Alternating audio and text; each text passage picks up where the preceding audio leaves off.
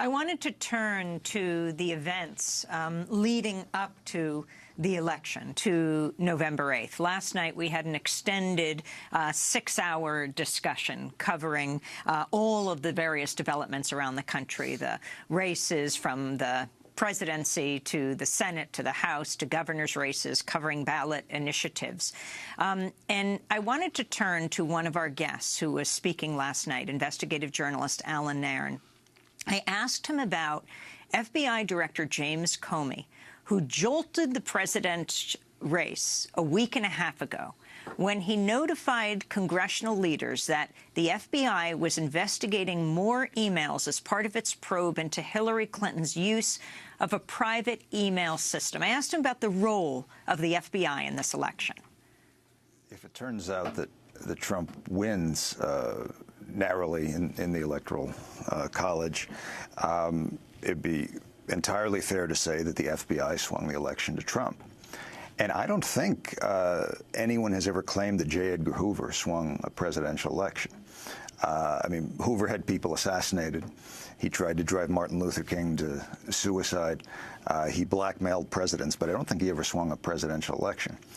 In the case of Comey specifically, it looks to me like he probably had his hand forced by his people, because the FBI as an institution is just as it was in Hoover days. It's been, I guess, somewhat reformed since then, but it's still a deeply right-wing institution. He saw that his people were going to leak the information about Weiner's laptop anyway, so he had to come out and say it.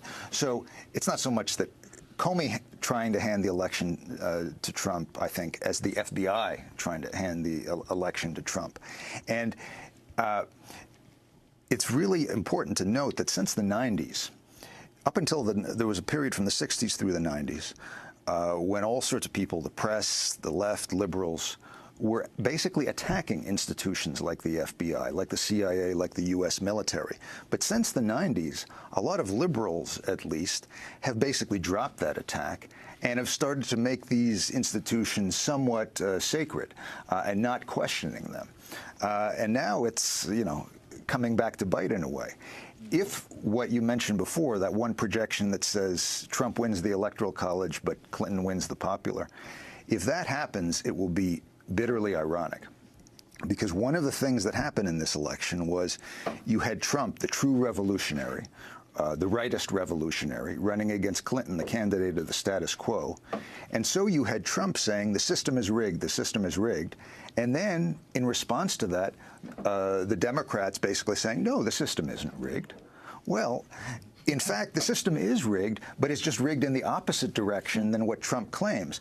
And if you get that particular outcome, Trump wins the Electoral College, Clinton wins the popular, that was rigged in the Constitution.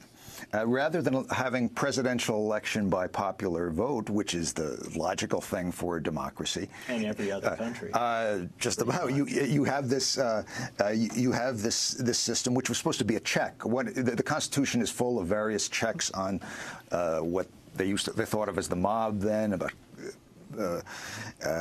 And yeah, so you had this incredible situation where the rightist was the candidate of revolution, and the Democrats were basically saying, oh, no, no, no, the system is essentially okay. That's investigative journalist Allan Nairn talking about the FBI's role in this election.